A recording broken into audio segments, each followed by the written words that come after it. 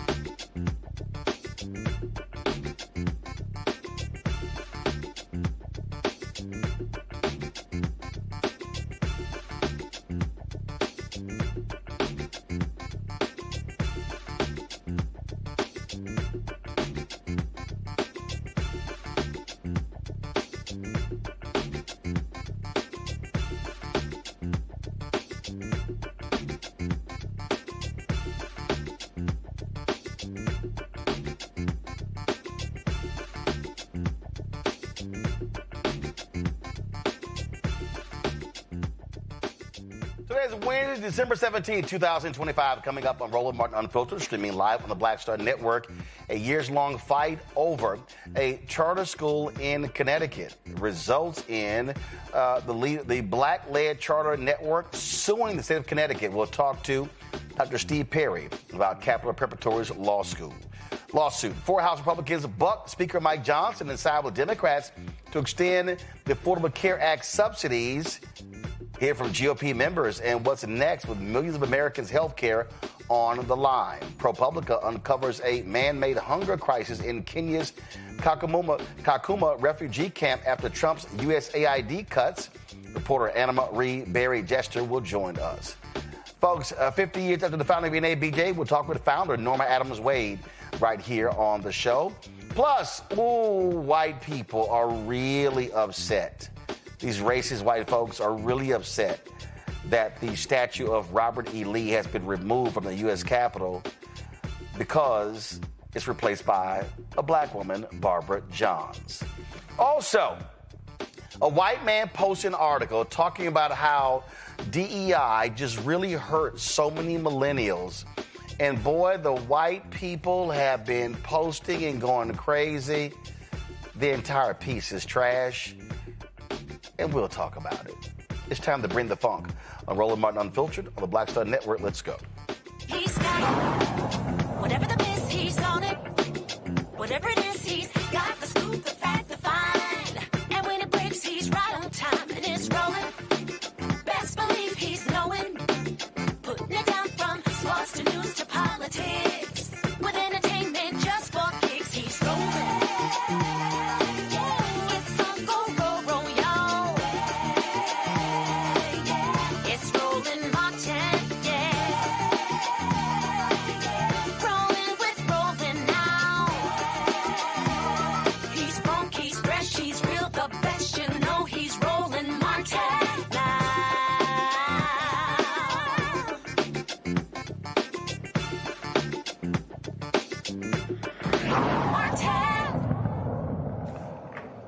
Well, folks, a years-long battle over a proposed charter school in Connecticut has now moved to the courtroom. Capital Preparatory Middletown Charter School in Bridgeport, Connecticut, was approved by the State Board of Education in 2023.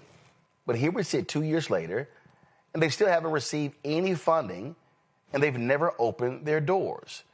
Now the charter network is suing the State Department of Education, challenging an October decision that says the board can approve a charter, but only the legislature has the authority to actually provide the money. Joining us now, Dr. Steve Perry, head of schools with Capital Preparatory Schools. So let's go right here, Steve. So for the folks who don't understand this story, the state goes through a process. Capital Preparatory, your school there, is ranked number 1. Not 2, not 3. You're ranked number 1. They decide to not fund the number 1 ranked school, but fund the number 2 and 3 ranked school. Is that what's going on? Not only is it what's going on, there's a case. There's the whole entire case. It doesn't make sense when you say it out loud. It doesn't make sense when you read it. So it's like sometimes, Roland, when people ask, why they do something so stupid? You're like, I don't speak stupid, so I don't know why they did it. But yeah, that's what it is. And I want first to thank you again, Roland, for your consistent support of the work that is on the ground.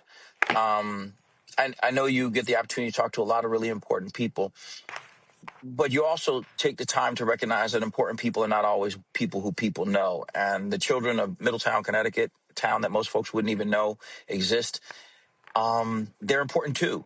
And they won. Just like any other request for proposals that the state government puts out. There's a request for proposals that the State Department of Education put out. They score the applicants. The top applicants are sent to the state legislature. The state legislature determines whether or not they're going to fund charter schools at all. When they put the money in the budget to form charter schools, the law then says if in any given fiscal year 2 or more charter schools have been approved and are awaiting funding, then the State Board of Education shall determine which school is funded first. which in this case would mean Capital Prep, the number one school in the applicant pool.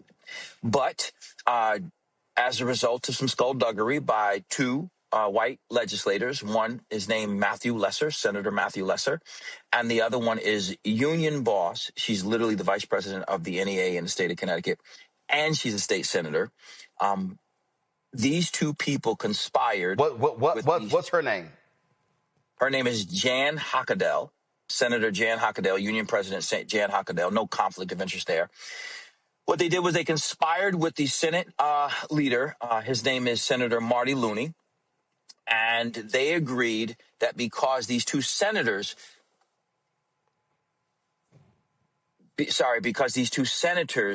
decided that they don't want a charter school in the district, despite it being number one, despite having literally what the state commissioner referred to as historic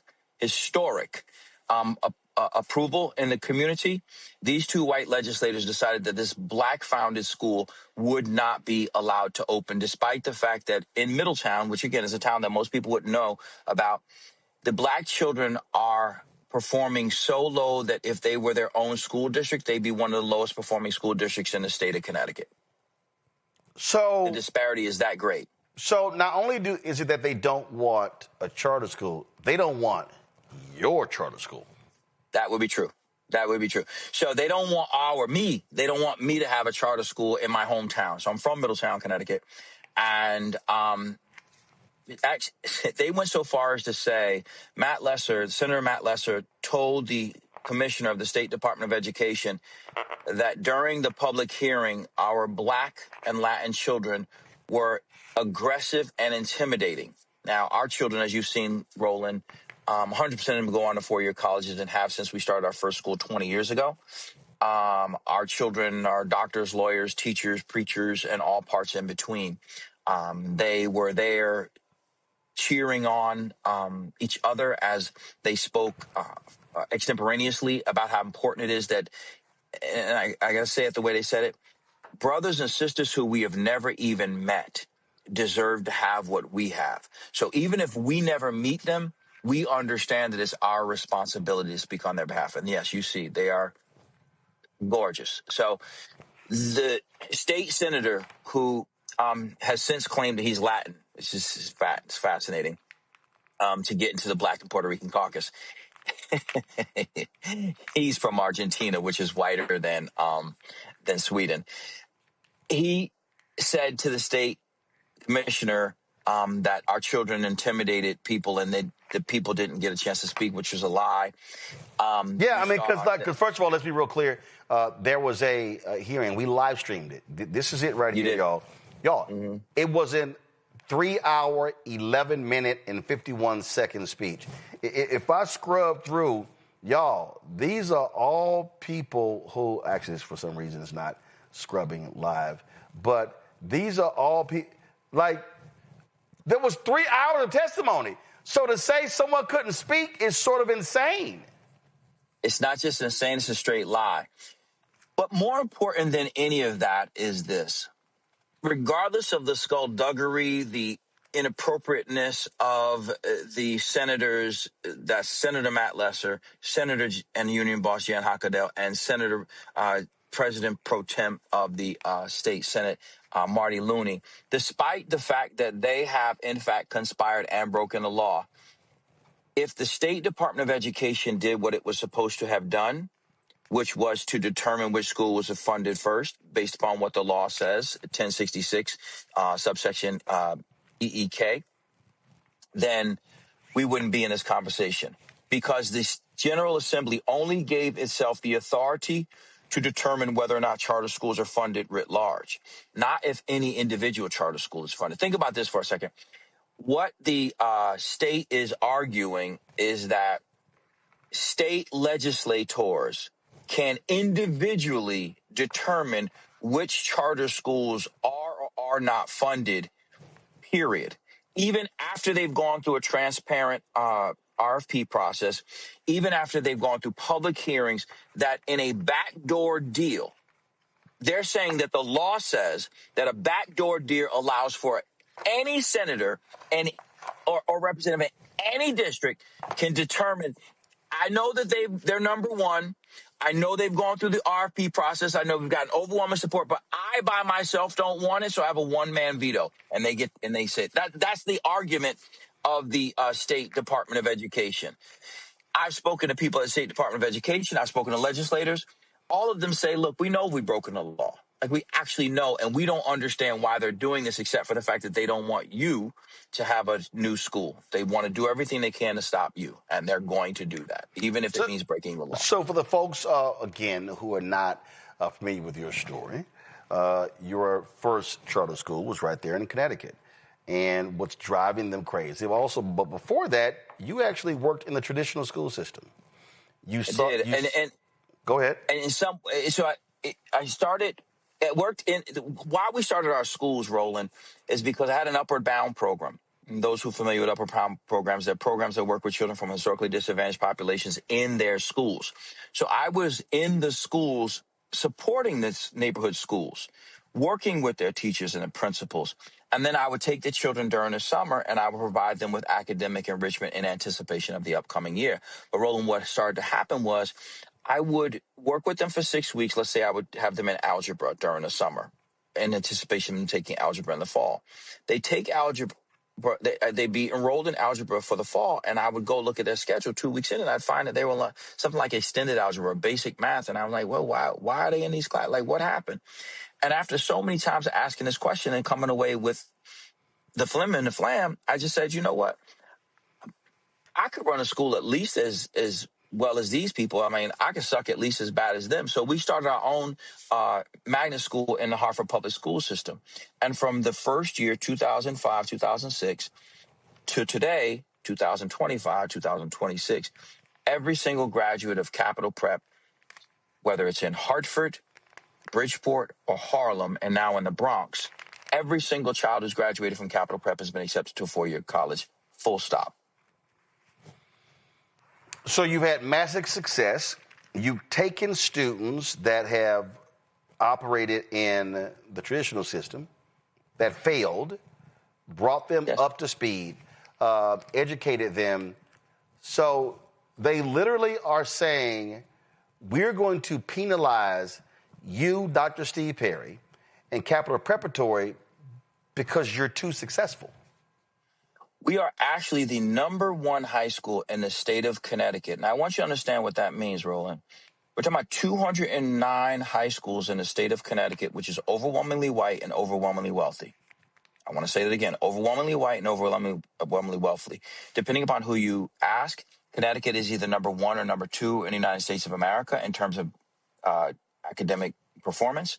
Capital Prep, a school in Bridgeport, Connecticut, that's 100% Black and Latin, 70% poor, is the #1 high school in the state of Connecticut for college preparation. The #1, not just this year, but for the past 3 years, right? Let's take that one step further. In addition to that, we're also the school that's always either #1, 2, or 3, depending upon what happens in a given year, but in the top 3 in terms of hiring Black staff.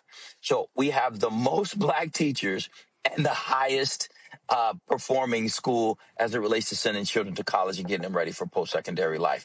So one would think if you have all Black Latin children, you have a primarily Black and Latin staff, and you're beating the wealthiest white school systems in the United States of America, we should give y'all some more schools. Like, you should have some more opportunities to work with some of the poorest children. In fact, if all of the Black children in the state of Connecticut last year had gone to Capital Prep, 100% of them would have graduated. Because 100% of our Black children graduated last year. I just say went on to graduated. Then if all the Latin children in the state of Connecticut went to a Capital Prep, then 98% of them would have graduated. Take that one step further. If all of the special needs children in the state of Connecticut had just gone to Capital Prep last year, 100% of them would have graduated and gone on to a 4-year school. So you got to ask the question, what is it about a state that has a long reputation of denying Black people access to an education? Most folks don't know that the first historically Black college was supposed to be in New Haven, Connecticut, but Yale University squashed that. A woman by the name of Prudence Crandall was run out of the state of Connecticut because she chose to educate black children. And today, ironically, or hypocritically, there's a statue in the rotunda in the legislature. This is a state that has made its business about stopping black people from educating within the state of Connecticut. Less than 4% of all teachers in the state of Connecticut are black. So we have a underqualified state commissioner who is not a serious candidate, should not have ever been made the commissioner, who happens to be of color, who allows herself to be led by her nose by the teachers union. And she knew that she had broken the law because we talked about it, Roland. And you know me, we've known each other a long time. She called me, we had a meeting, and she said to me, Dr. Perry, if there's ever an issue, please just call me directly so we can work this out. I said, you got that, Commissioner Russell Tucker. So I called her, and I said, this was in December of 2024. I called her December 10th, and I said, I texted her, and then we spoke, and we got on the phone. I said, Commissioner, I got something to tell you. And she said, what do you got? I said, I think y'all broke the law. She said, what do you mean? I said, well, and I showed her the law that says that if in any given fiscal year 2 or more charter schools have been approved and are awaiting funding, then the State Board of Education shall determine which school is funded first. She said, oh, my goodness, we've never done that. I said, I know. I'm aware of that. And I said this to her, Roland, you shouldn't say that too many times because you're admitting to breaking the law, because it clearly says it. She said, I see why you say that. And so I said, well, if you could, I feel like we have an elegant solution here. The school that you actually did fund didn't open. I don't know if I told you that before. Wait a minute. So they funded a school, and the school they funded, it never opened? It didn't open. It didn't. This is the person you're talking about, Charlene Russell Tucker, here. Go to my iPad, Anthony. This is her. Go ahead. Yeah. So Charlene Russell Tucker told... so I said to her, it says, we got this elegant solution here. You have the money on, like, literally right now to give to us because you didn't spend it in the first place. Why don't we just work something out? You just, you made us wait a year. Not cool, but it could be bygones if you just put us in the next agenda so that you can vote on it. We thought we were moving forward, Roland. We thought it was going to be a real easy conversation among adults acting like adults. But then we got on a call, and she and her attorney, Mike McKeon, who was a joke, got up there. And during that call, he said, I understand. I see both sides of this. And we thought that we were moving in a reasonable direction. Members of her team even approached her. I know because we know a lot of the people on the inside of her organization. And member at the State Department of Education said, Russell Tucker, he's right. The state board should have selected. And if the state board selects, then they have to choose a number one applicant, which in this case is Capital Prep. Now, keep in mind, Roland, I never said that we shouldn't give money to the second school. I want you to completely understand that. And I still don't say it now. I mean, it's not their fault that they got the money the wrong way. They didn't do anything to anybody. They just, the children in New Haven should get that money too. Yeah, but the second school still never opened. It didn't. It has since opened just this fall. Got it. It just opened this fall, but it had not opened for 2 years. No, it had not opened. And here's the big problem right here. While they are messing around, screwing y'all, they're screwing the students who could be getting a high quality education. So the children in Middletown, again, I want to say this. Middletown is the town, people know Wesleyan University, that's in Middletown. The achievement gap between the black children and white children in Middletown is so vast that Middletown has been named an Alliance District. And what that means is that it's one of the lowest 35 districts in the state of Connecticut. And the achievement gap is so vast that it bears additional resources by the State Department of Education through another designation of the Commissioners Network. So it's in both of those. So the state already acknowledges that this town is in trouble. So let's just be clear. So the state is spending more money than allocated to educate children in this city, and they're still failing, but they would rather deny the number one ranked school an opportunity to open another school because they actually don't want you to be even more successful. They don't. I wish I meant that much to them where it was me. I just think that, you know, to borrow from the old Kanye, they just don't care about black people. They really don't. Roland, the largest ministerial alliance from the county, which is black, they're behind this. They're the ones, Roland, who called me. And they said, Elder Harville said, you know, you're opening these schools in Hartford, you open these schools in Bridgeport, you from Middletown. Like, you know, my family goes to his church. Many of my family members were both married and buried in his church under his stewardship. He wasn't being disrespectful, but he was saying, you know, somewhat disrespectful for you to keep opening schools everywhere but home. And that was a fair critique. You know what I'm saying? Like, the longer part of it was I didn't have an opportunity because of the way that they did RFPs. But that's not the point. The point that he was making was an honest point, which is you go in the Bronx, you go to Harlem, you open a new school in New Rochelle. Like, you open in all these schools in other places, but you're not even coming home first. And so I acknowledge that. And the community came out. The community has come out consistently. That's why tomorrow we're having a press conference, and I won't be speaking at it. It's all community members. It's just the community speaking boldly and impassioned about what it is. Nobody wanted to sue the state. This is weird. So the state, like, this is stupid. So the state legislature that's blocking it, do they represent this area?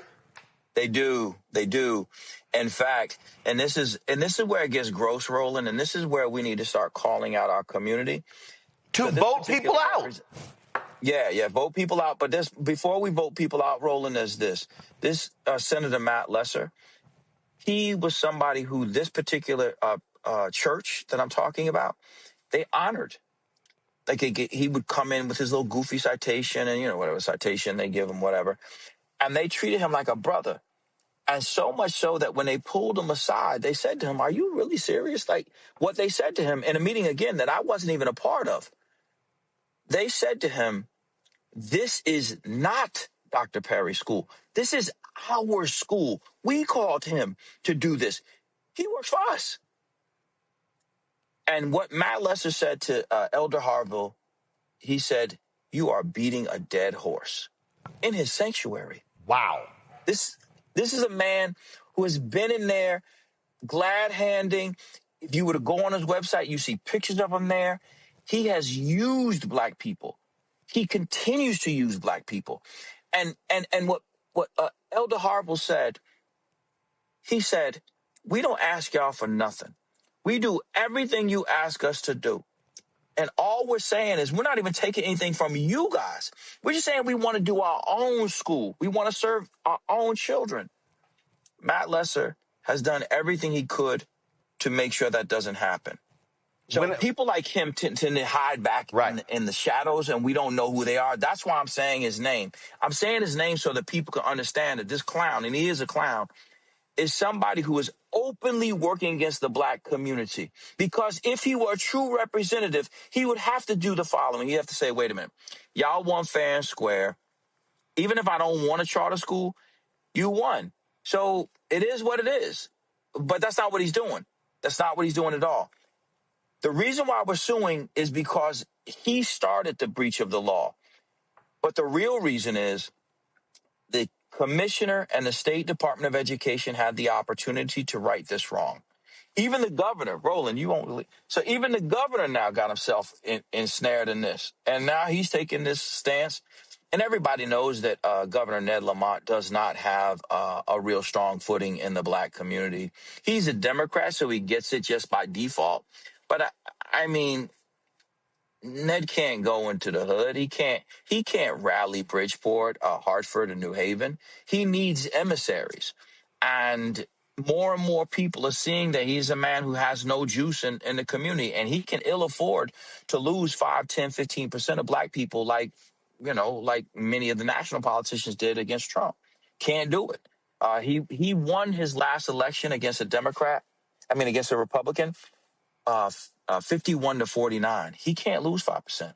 When is his? He's coming up. Is this year? Next fall. He's running for governor. So he could have stopped this too. You mean the governor? The governor. He could have stopped this too. Yep. When is Matt Lesser on the ballot? Next year too? Same thing. The same. They both are in the same. Yeah. All right. So suit's been filed, and you know what? I think we might want to do a road trip. Come on up. And potentially do a whole broadcast from that church. And invite the governor, and invite Lesser, and invite all the folks involved, and have them look these people in the eye and say, why are you denying opportunities? So, yeah, we'll work on that. Let's do that. Steve Perry, I appreciate it, man. Thanks a lot. Thank you so much. Take good care of yourself, folks. Going to a break. We'll be right back. Roland Martin Unfiltered on the Black Star Network. Said the quiet part out loud. Black votes are a threat, so they erased them. After the Supreme Court gutted the Voting Rights Act in 2013, Republican legislatures moved fast. New voter ID laws, polling place shutdowns, purges of black voters from the rolls. Trump's Justice Department didn't stop it, they joined in. In 2018, his DOJ backed Ohio's voter purge system, a scheme that disproportionately erased black voters. Their goal, erase black votes and political power. Yeah, that happened. These are the kinds of stories that we cover every day on Roland Martin Unfiltered. Subscribe on YouTube and download the Black Star Network app. Support fact-based independent journalism that centers African Americans and the issues that matter to our community.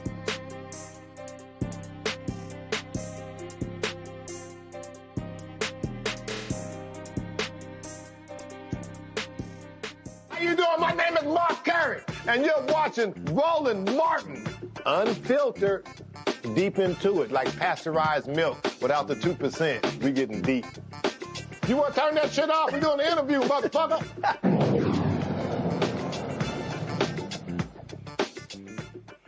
Folks, we made clear that when Donald Trump, Elon Musk, and Doge, when they cut USAID, it was going to lead to thousands of folks dying. That literally was projected. Well, ProPublica has revealed a man-made hunger crisis in Kenya's massive Kakuma refugee camp after Trump officials ignored warnings and slashed USAID funding to the World Food Program.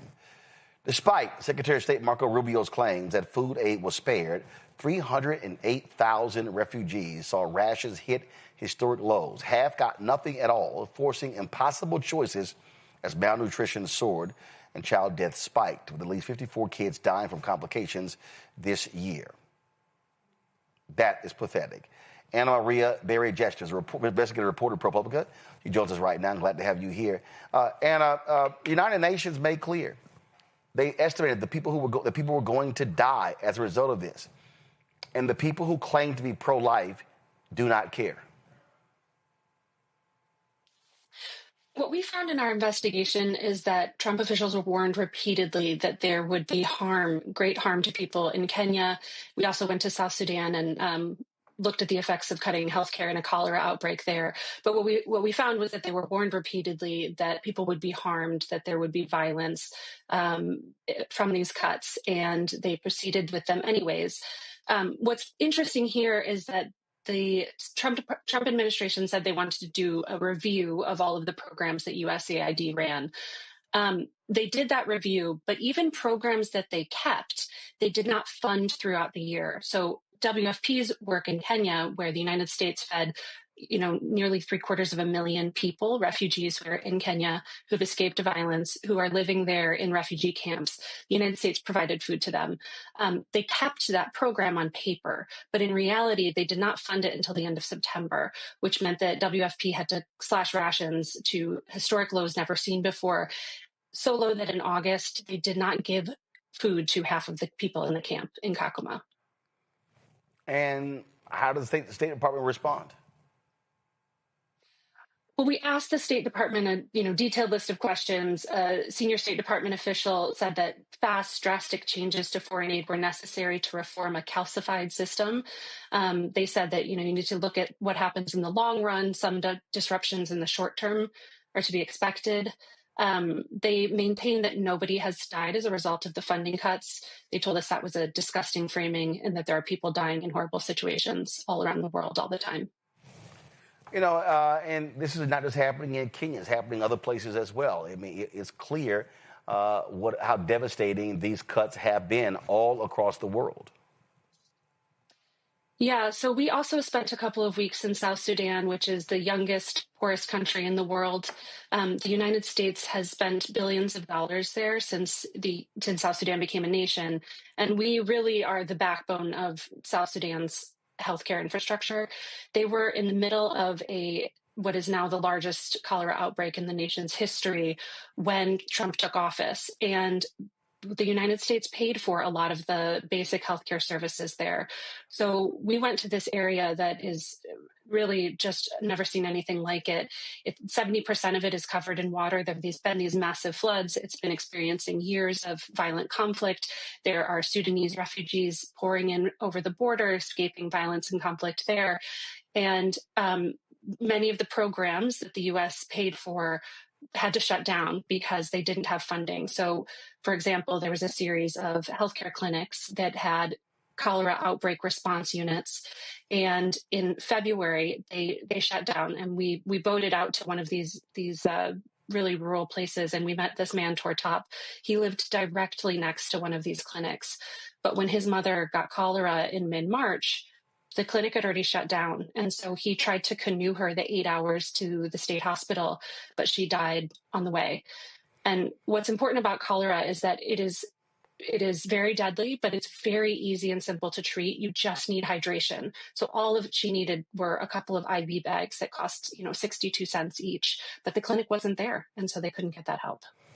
Again, just shocking and stunning, but it's just par for the course for this callous administration who just made cuts nilly-willy. There were people, I remember when it first happened, and there was a woman in Myanmar, she was in a refugee camp, who depended upon oxygen.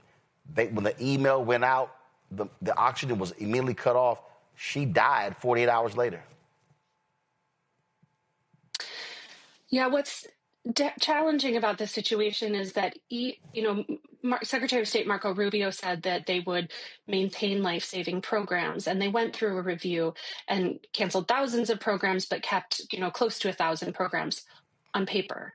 But what we found was that they didn't actually fund them. And as we all know, it takes money to pay salaries, to buy supplies, those kinds of things. And so a lot of these programs that are life-saving, have not been operational through much of the year. Absolutely. Great job, Anna. We appreciate it. Thanks a lot. Thank you so much for having me. Folks, you can go to ProPublica to read this story. It really is quite an important story, and they do fascinating work there at ProPublica. I want to bring in my panel right now. Go ahead and pull it up. This is the story. Come on, guys, pull it up. Yeah, this is the story right here. So go to ProPublica.com to actually check the story out. All right, folks, let's bring in my panel right now. Talk about last couple of stories here. Michael Brown, former member of the finance committee of the DNC. He joins us right now, former city council member in Washington, D.C. Zabora Glider, also DEIA consultant, employment specialist out of D.C. Glad to have both of y'all here. Here's the thing that's interesting to me, Michael. I'm going to deal with the Steve Perry story first. You've got Democrats, so some Democrats, hardcore, can't stand charter schools, don't want to see it. They claim this is money being taken from traditional schools. But numbers don't lie. They're failing. I don't care who you are. If you actually say you care about the kids and the parents, if I have the #1 ranked school in the state looking to open a school with their success, and I have a decrepit school right here, this is a no-brainer saying this has failed. Let's give them a shot for the benefit of the kids. And Roland Hicks, and happy holidays to you. You know, it's interesting because we went through that, this particular issue in Washington as well, between the battle between where does that education pot of money go? Does it go to the traditional public school system, or do you siphon off some of that money to give to charter schools? And then and I'm going to come to your question in a second, and then on top of it, you have the union issue, teachers union issue, which is in public schools, at least in Washington, D.C., the teachers are unionized and can union, collective bargaining, the whole thing.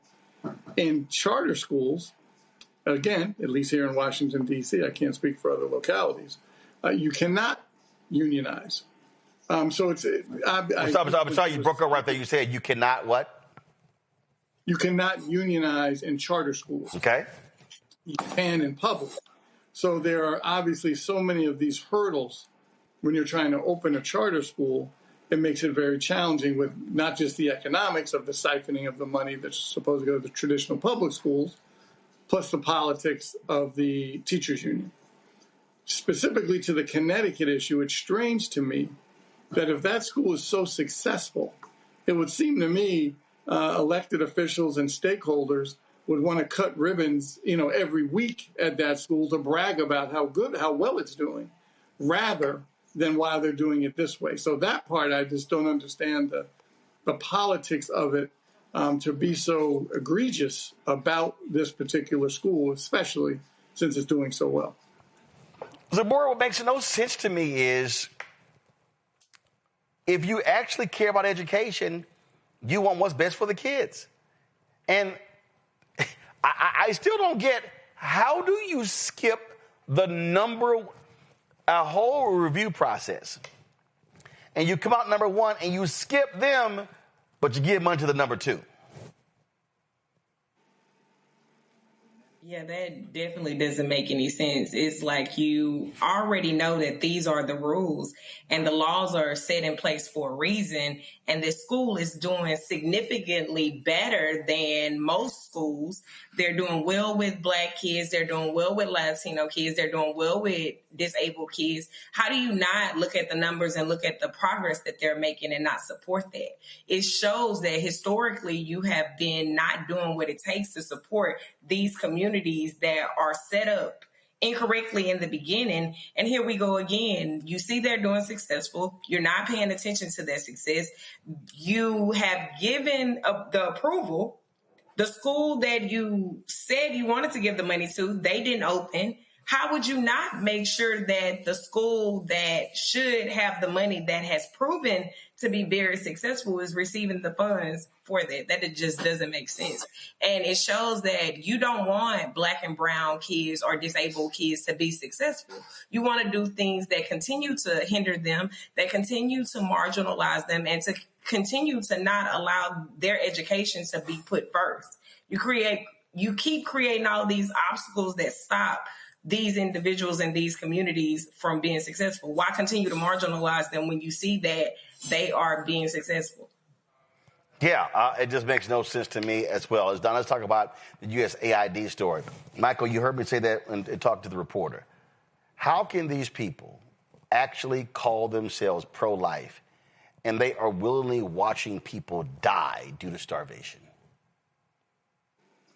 Well, they're trying, as they're doing the math on their tax cuts for the 1 percenters, they need to find that money somewhere. And when you have a leader of our country, well, so-called leader, who has zero compassion and frankly does not care about the story you just told about folks already dying from the lack of United States aid, it's terrible, it's unconscionable, but certainly not surprising. Anything this administration does that's harmful to people may not be a surprise, but you certainly still can just be disgusted by these types of decisions for two things, as we've talked about: tax cuts for the wealthy and for wealthy companies, and white supremacy. Those are the two issues they care about the most,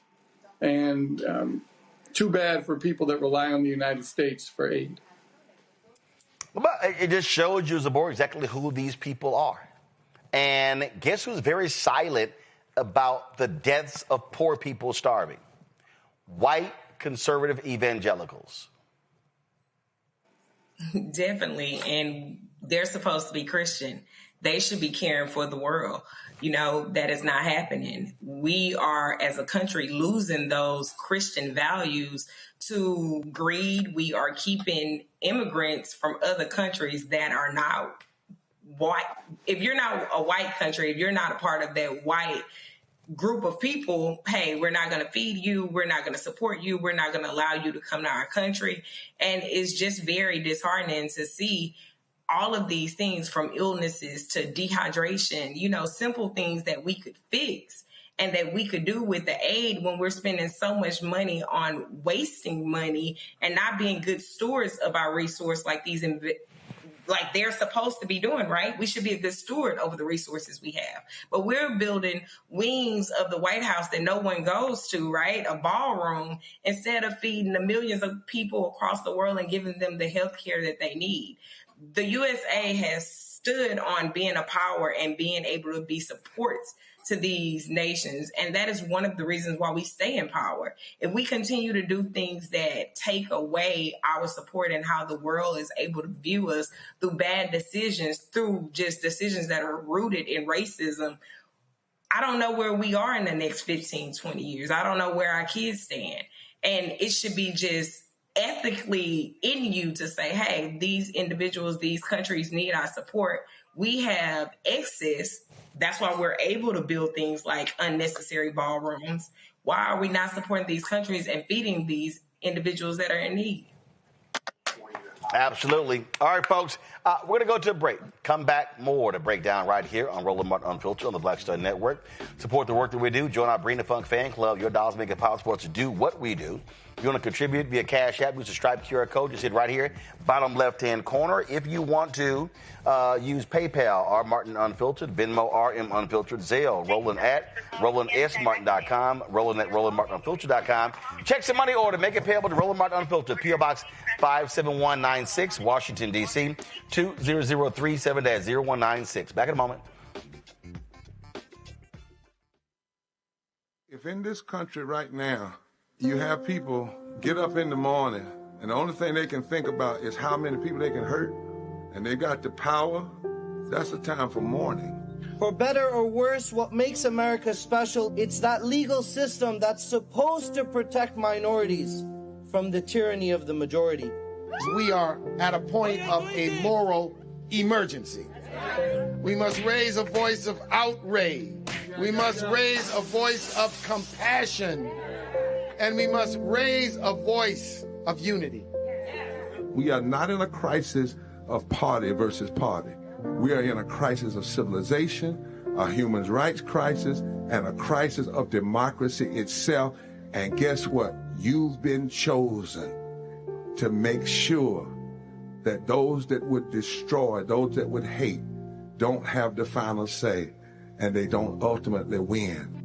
This week on The Other Side of Change. Book bans, anti-intellectualism, and Trump's continued war on wisdom. This is a coordinated backlash to progress. At the end of the day, conservatives realized that they couldn't win a debate on facts. They started using our language against us, right? Remember when we were all woke and the woke movement and all that kind of stuff?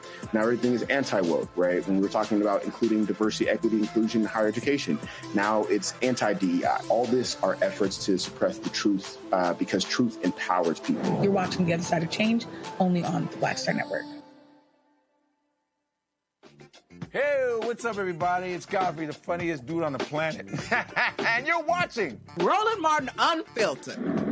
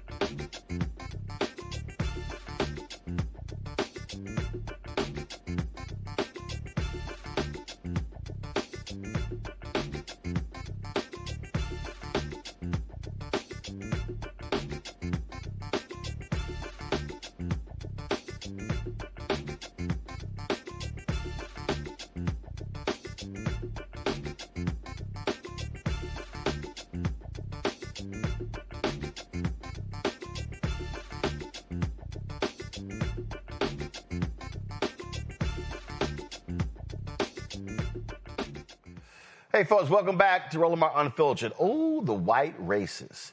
Y'all, they are beside themselves. When I say beside themselves, they are angry and upset. That's because on Capitol Hill the other day, I go to my iPad, there was the unveiling of a statue. This is a statue of Barbara Johns. She was the African-American woman who led the effort to desegregate Virginia's schools. Now, what they did was they replaced the statue in the Capitol of the white domestic terrorist General Robert E. Lee. Now, here's the deal. Each state in Statuary Hall, each state gets to actually have two statues. They get to pick. And so what Virginia chose to do was replace the statue of Robert E. Lee. And this is video that Senator Tim Kaine shot of his statue being removed from Statuary Hall and replaced with Barbara Johns. And Tim Kaine, the senator, said at 4:30 a.m. on a night in December 2020, I recorded the removal of the Robert E. Lee statue from the U.S. Capitol. Today, he'll be replaced by Barbara Rose Johns, who led a protest of conditions in her all-black school in Farmville that eventually helped end segregation in America. Now, that's great news. But boy, if you look at Twitter, ooh, the racists are upset. Ooh, these white folks are just mad, foaming at the mouth, saying Robert E. Lee was a distinguished American. We all know who he is. Who is this woman? We don't know some Barbara Johns. I mean, they have been acting a fool. And, of course, the usual suspects, racist, Matt Walsh, and others. They've been doing their thing. Look at this here, this Breonna Lehman. Robert E. Lee was a symbol of reconciliation and deserved to be recognized for it. He was a white domestic terrorist. That's who he was. And they have just been, I mean, going, look at this here, Will Tanner. They tore down the statue of Robert E. Lee, one of the greatest Americans to ever exist. For this, a statue of a nobody who did nothing. Everyone clapping or participating is far more of a despicable traitor than any Confederate. Oh, y'all, it gets better. I mean, there's so much of this trash. Look at this here. Matt Walsh, again, absolute racist Matt Walsh. Nobody knows who Barbara Rose Johns is. Robert E. Lee was about 1 million times more historically significant. He was also 1 million times more honorable and courageous than all of the politicians applauding in this video. Their racism is just overflowing. And see, Zabora, here's why. Because you got a white supremacist sitting in the White House. You got Stephen Miller. What Donald Trump has done, he said, guess what? If you want to be racist, I give you permission. In fact, I'll hire you. I'll promote you. I'll promote your ideas. That's what we've got going on here. Pure and simple. Yeah, but this statue says it all, right? This is what we need. We need the moments like today that we are able to say, we're not going to forget our heroes. Yeah, you may not know her because our history is being suppressed.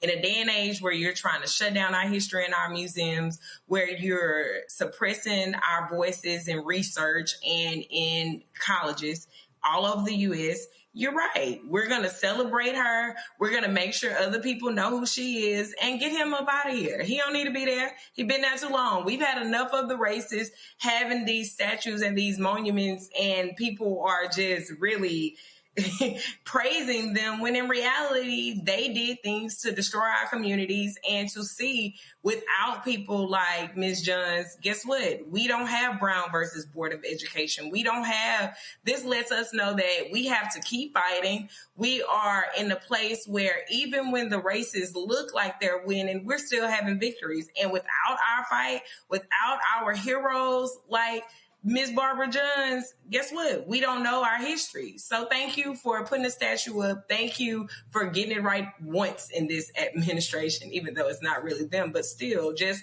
for Black girls, for young girls to be able to see that we've always led movements. Our young people have always been at the forefront of change, and we're going to continue to be. Michael, this is a right white wing pastor in Arizona. Part of what makes a nation is its heroes. Not everyday heroes, which is a left-coded phrase attempting to make ordinary people feel better about themselves, but extraordinary heroes who accomplish something 99.9% of ordinary people never will. Barbara Rose Johns is an everyday hero who ought to stay among her class of the ordinary. Robert E. Lee was an extraordinary hero who should be remembered by national memorials and statues.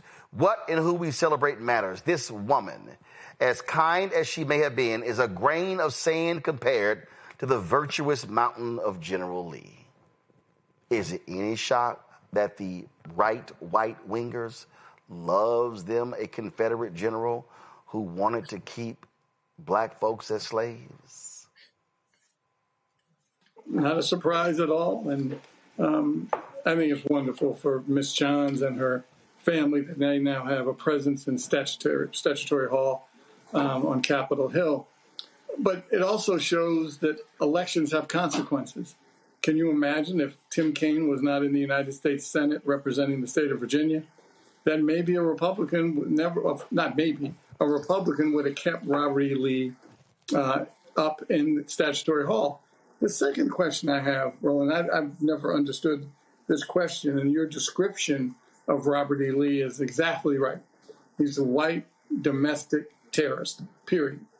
So if that's the case, does that mean he likes terrorists, this particular person likes terrorist organizations and think that they should have a role? Like, should we have a statue of some folks that have hurt the United States, terrorists that have hurt the United States? Of course not. If you find that in Israel, you will not find any statues of anything related to the Third Reich in Israel. Even in Germany, you don't see that. But not here. Here, we make exceptions and say, oh, for Robert E. Lee and Jefferson Davis and these terrorists, they want them to have presence. Now, we do remember a time when those statues were first being taken out of particular places, that they were sent to another place. So if there are folks that would like to pay tribute to, I guess, their heroes, you can go find that somewhere, but not really in a public square, which Statutory Hall is, for any terrorist that should be standing there to be memorialized. So good for Ms. Johns, happy for her family, and happy for how she fought. Not just for us, but for the country. Because keep in mind, African-American or Black heroes are U.S. heroes. And so good for Ms. Johns. Absolutely, absolutely. All right, Mike, I know you got to go. I appreciate you joining us. Thanks a lot. Folks, going to a break. We'll be right back. Roland Martin Unfiltered on the Black Star Network. Next on the Black Table with me, Greg Carr. America is being reshaped in real time by a group of 6 people, unelected and without any checks and balances. By the end of the current Supreme Court session, education, the workplace, who gets to elect our leaders, and so much more could radically change. This week, we reconvene our legal roundtable and look at what the new America may look like and how we should respond. That's next on the Black Table, right here on the Black Star Network.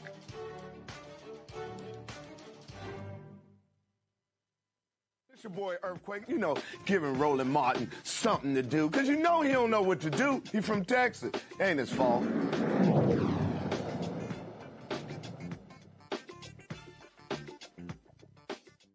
Folks, joining us right now is one of the founders of the National Association of Black Journalists, Norma Adams-Wade. Norma, glad to have you here. I want to bring you in on this very story we were talking about, again, just right there. And this is why it's critically important to have black journalists in the newsrooms. This is also why the media changed. Bottom line is that I had to correct some folks. This white dude, he wrote this piece. Everybody's talking about this dude, Jacob Savage, some piece called The Lost Generation. He's writing about how, oh my God, all of these folks, all of these millennials, guys, come on iPad. All these millennials lost. They couldn't get jobs during, because of DEI. And they're bemoaning, oh my God, how in newsrooms and in academia, how these things, it wasn't merit. And Norma, I'm sitting there listening to this trash. And I'm like, where were y'all in these all-white newsrooms in 1975? In 1979, in 1980, in 1985, in 1990. It's amazing how they bemoan DEI when these were essentially lily white spaces when you and others came into this business. Yes, you asked the right question. Where were they? They were in their supremacist positions and glorying in that, feeling that they were protected and that nothing would ever change their positions. That's why Trump is so comfortable to say, make America great again, because to him, great was when Anglos were in superior positions. To him and his minions, that is the greatness that they want back. But we're not going to have that. And as Kamala Harris made famous, we're not going back again. Right. And the thing is, right now, black journalists and others are under attack because we are seeing whiteness rise up. They want whiteness to prevail. By my book, I broke down this whole thing. I called it white fear. That's what we are dealing with and confronting, because what they're now looking at is, oh, shit. America is actually going to be a nation majority people of color, and these white folks can't handle it, and that's why everything black is under vicious assault, Norma. Well, you hit it right on the head when you said fear. That's the operative word. This is all about the fear of losing power, the fear of losing supremacy. And you're right.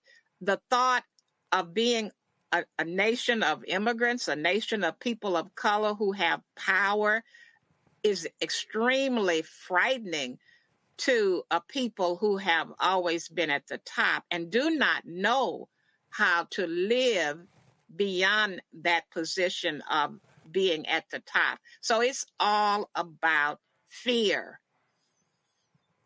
Yeah, it absolutely is. And so now this whole deal of, we're losing opportunities.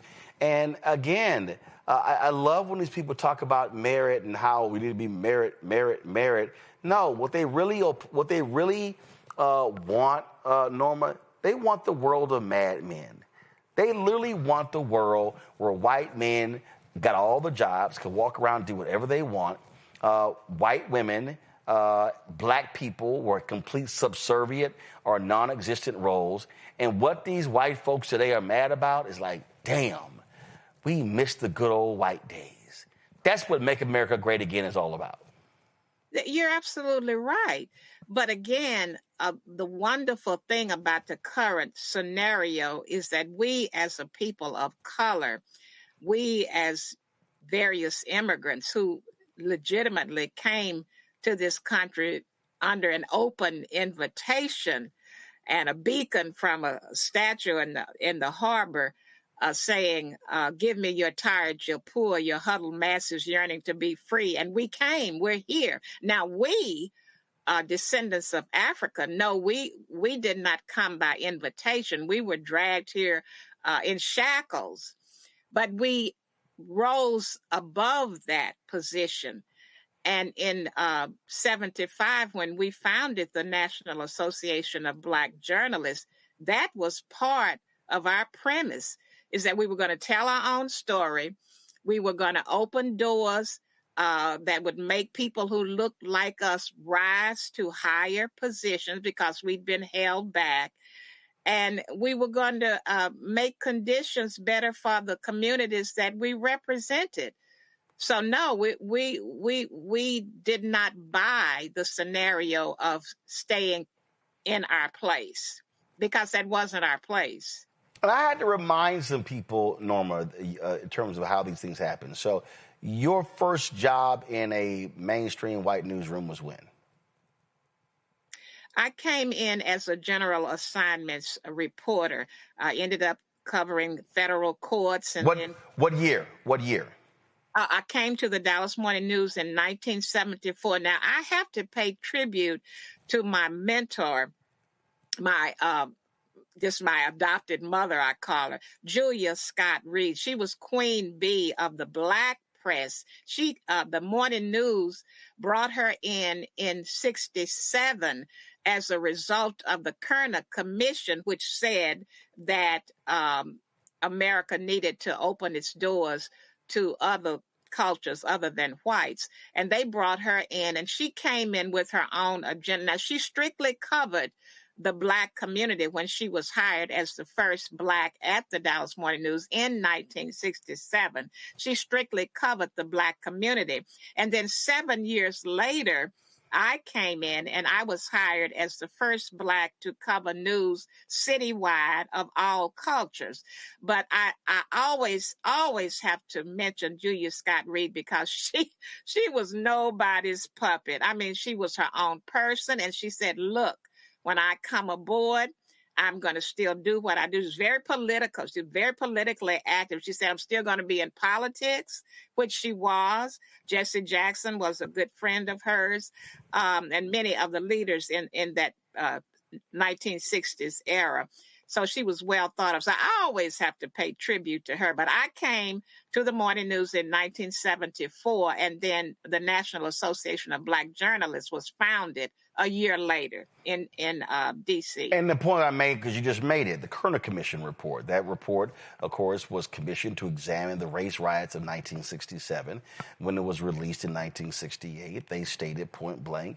They didn't agree much on that report. There was lots of infighting, but they did agree that there were two Americas, one white and one Black. And they blamed, correct, and there was a lot of blame on the media for those race riots, and they said that the media needs to diversify, that white media need to hire Black reporters. And so you begin to see a wave. Now, people need to understand, Ted Poston and others, there were individual Blacks who worked at New York Times and other different outlets. But we're talking about where you really begin to see, and that was after that report in 1968.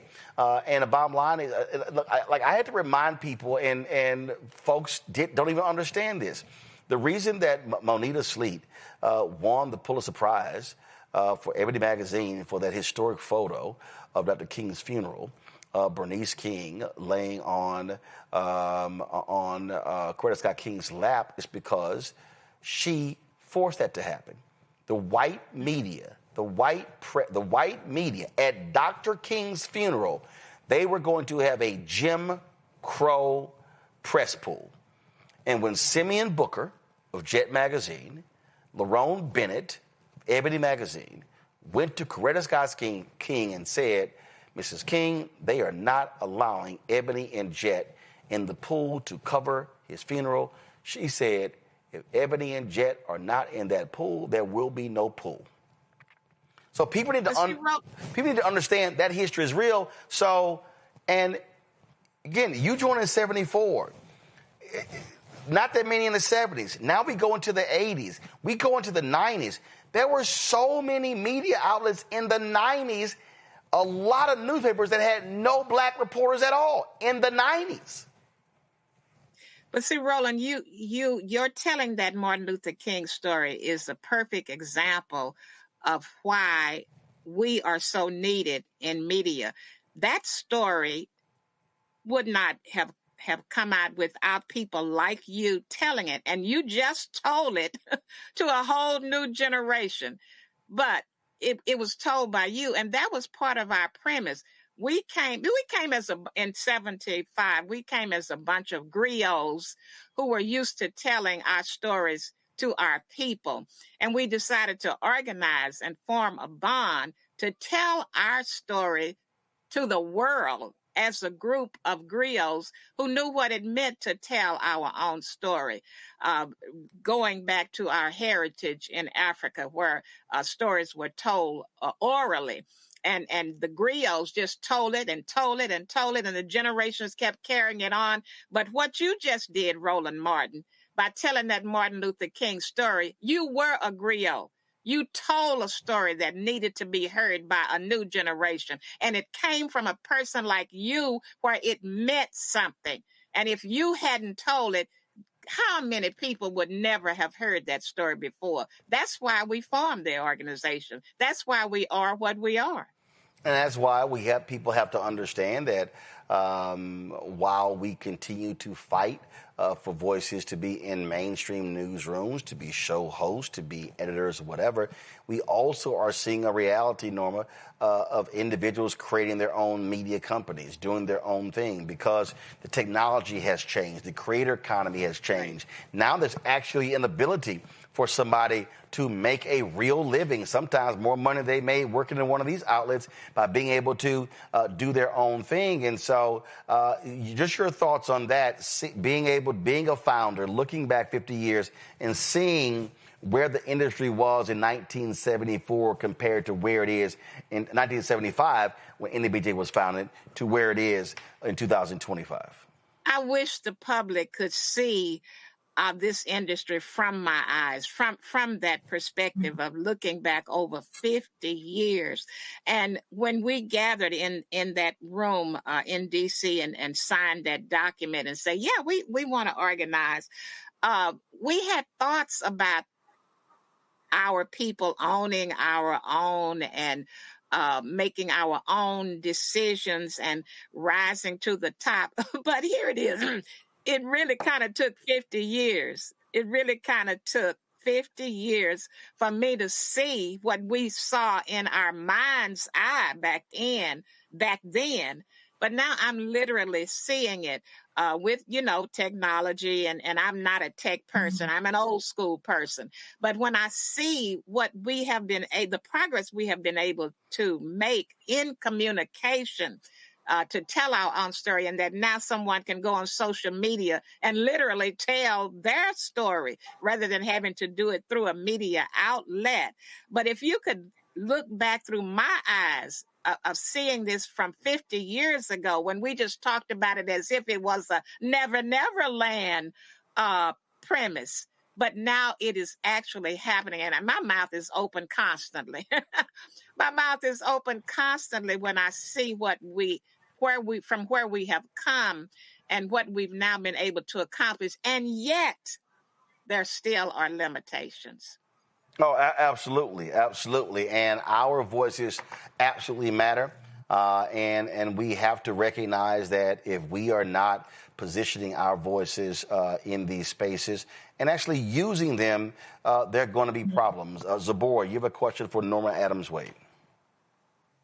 Yes. First of all, thank both of you all, because I've learned so much just in listening to this.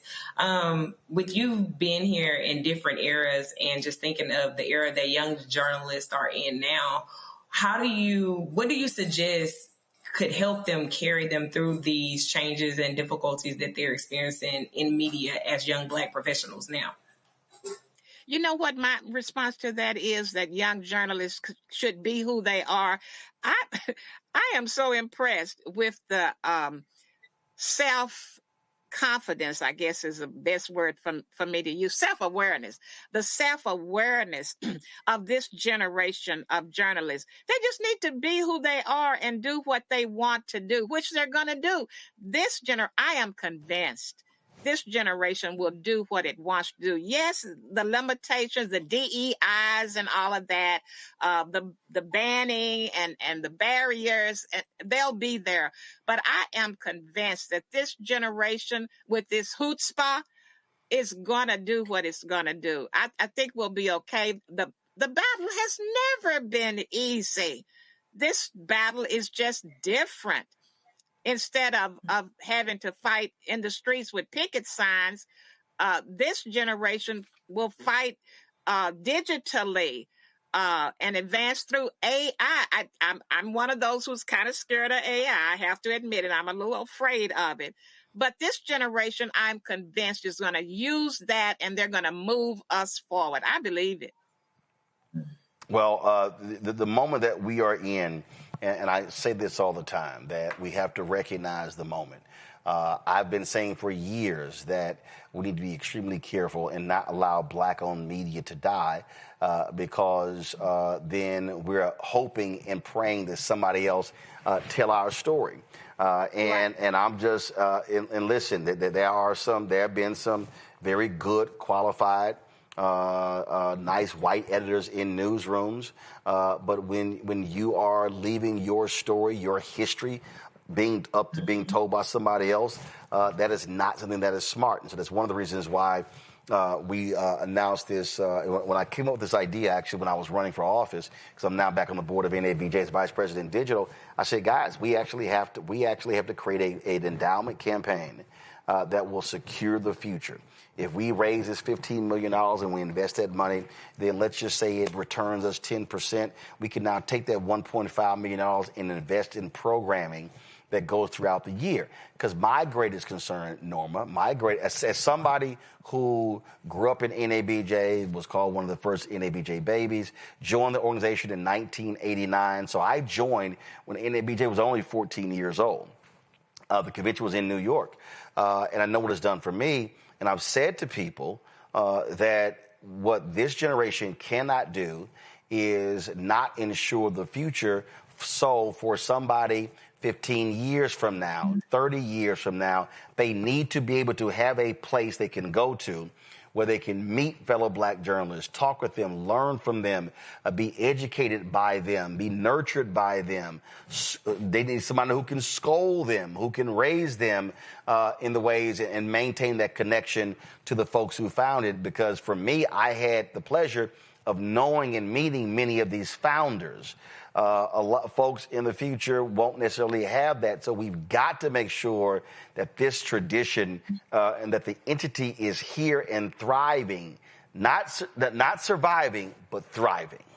Roland, and let me give you all kind of accolades, even for the thought of an endowment, of a permanent endowment, because one of the beginning issues that we had as founders always was having to go to corporations and companies to get funding. That was I don't even know the label to put on it, but it wasn't fun, but we had to do it to survive.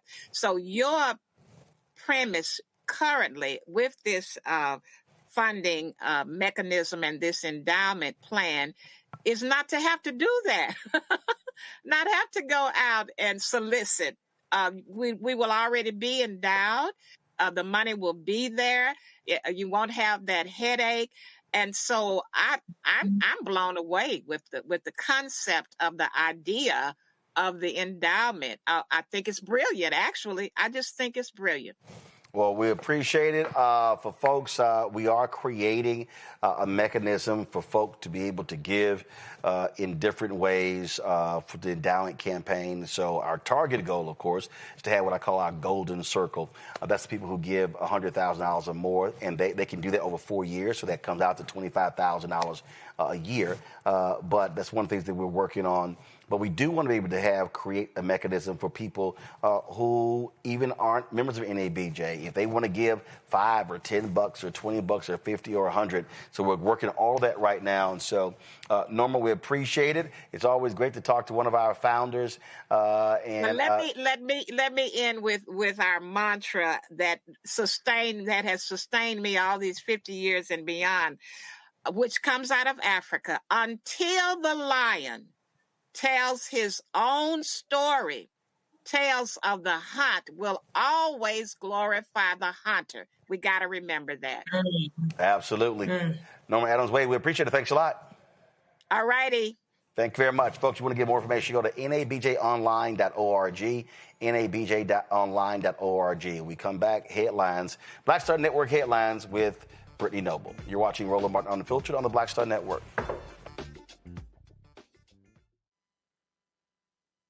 If in this country right now, you have people get up in the morning and the only thing they can think about is how many people they can hurt, and they got the power, that's the time for mourning.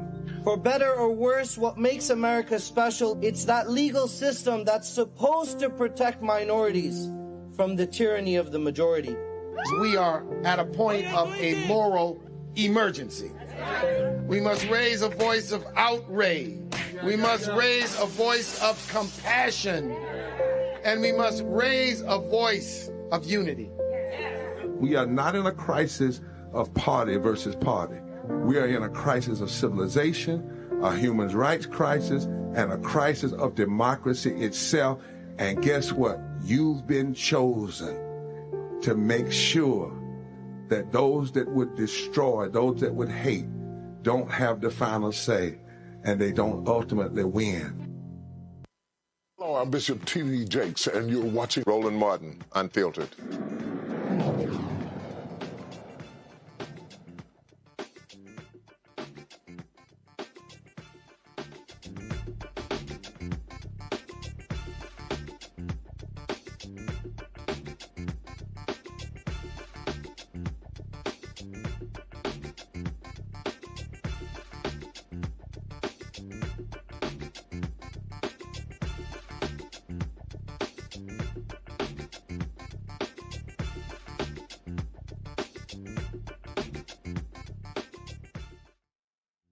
Black Star Network headlines with Brittany Noble. Rolling next month, a notorious slave site in St. Louis will be formally recognized with a plaque. Before the Civil War, Bernard Lynch operated slave pens, the largest one beneath what is now a parking garage. After the killing of George Floyd in 2020, then state representatives Trish Gumby and Rasheen Aldridge called on St. Louis Cardinals to help fund a plaque acknowledging the site across the street from the stadium. The Cardinals declined to participate, but the Missouri Historical Society and the Missouri Foundation for Health agreed to step in to help. As the Trump administration ordered federal agencies to eliminate what it calls illegal diversity, equity, and inclusion efforts, a new ProPublica investigation found more than 1,000 nonprofit organizations quietly removed DEI language from their mission statements filed with the IRS. Some organizations went further with new job titles, scrubbing diversity initiatives from their website, along with commitments to building more inclusive institutions. Well, a group of students and professors at Alabama's public universities is asking a federal appeals court to block a new state law that bans diversity, equity, and inclusion initiatives in public education. The law prohibits public schools and universities from using state funds for any programs or curriculum that endorses so-called divisive concepts related to race, religion, gender identity, and other protected categories. Well, Antonio Ingram, an attorney with the Legal Defense Fund representing the plaintiffs, says that the statute is vague, leaving faculty vulnerable to complaints and investigations, limiting their ability to teach. Well, the founder and curator of the Black History 101 Mobile Museum says Texas State University abruptly uninvited him from a planned campus exhibition. In an email, Khalid El Hakim said university officials cited Senate Bill 17, the state's political climate, and certain topics covered as part of the museum as reasons for the decision. El Hakim founded the Black History 101 Mobile Museum while working as a middle school teacher after noticing just how much Black history was missing from standard curriculum. And Representative Ilhan Omar says her son was pulled over in Minnesota by Immigration and Customs Enforcement agents and asked to show proof of citizenship. Omar, who immigrated to the United States as a child after fleeing Somalia's civil war, accused ICE of racially profiling members of the Somali community. They're looking for young men who look Somali that think they are undocumented, she said. Those are the headlines for today. You are watching Roland Martin Unfiltered on the Black Star Network. We'll be right back after the break.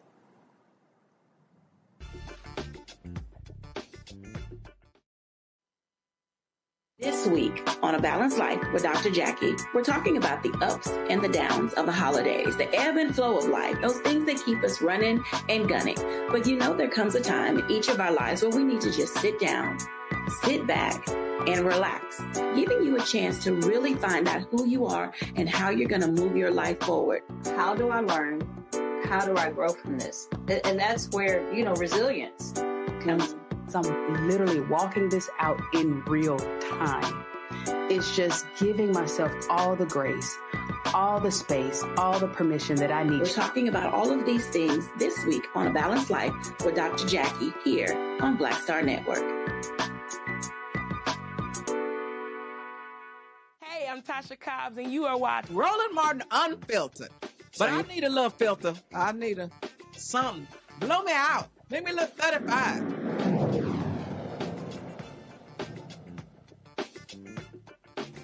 All right, folks, House Republicans, 4 of them, broke with Speaker Mike Johnson, handing Democrats the votes they needed to force action on Affordable Care Act tax credits.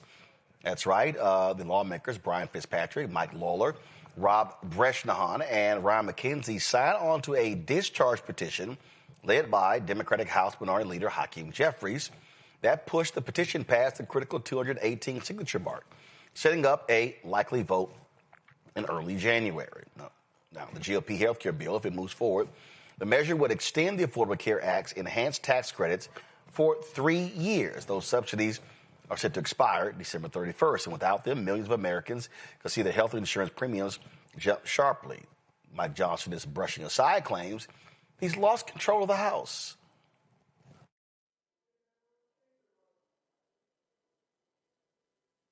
Tell us about your conversation right now with Congressman Lawler. It seemed like you were engaged in a pretty animated conversation. Oh, we just had some intense fellowship. It's all good. Look, we're working through very complex issues, as we do here all the time, and it's good. Everybody's working towards ideas. We're keeping a productive conversation going. That's what happens. Have you lost control of the House? I have not lost control. Because this is the third time. Look, we have the smallest majority in U.S. history, okay? These are not normal times. There are processes and procedures in the House that are less frequently used when there are larger majorities. And when you have the luxury of having 10 or 15 people who disagree on something, you don't have to deal with it. But when you have a razor-thin margin, as we do, then all the procedures in the book people think are on the table, and that's different. So step aside. Leadership brought this on themselves. Happen in January. Everybody stay tuned. We're having conversation. Will you hold a vote on the discharge? Bye, guys. Okay, if y'all wanted to laugh, though, here is crazy, demented Republican Chip Roy. I mean, the broke clock is right twice a day. This was before the vote. Now, he didn't vote with these 4, but let's just say he didn't have many kind words for his own party over their failure to address health care. Listen to this.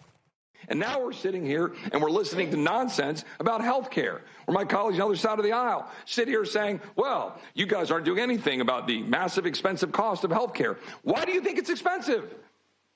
Because you literally cut a deal with insurance companies to run health care. You think that's going to run wild? Yeah. That's why they have 2,000% profit increases, and the American people can't afford to go to the doctor of their choice while we enrich insurance companies. And yet Republicans will complain about it, and then they'll offer milquetoast garbage like we're offering this week, and then go home at Christmas and say, look at what we're doing.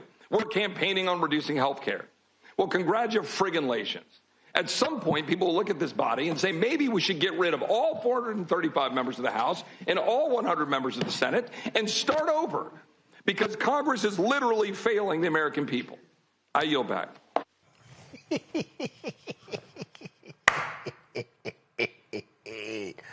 Oh, here's Congressman McGovern roasting Republicans on the House floor.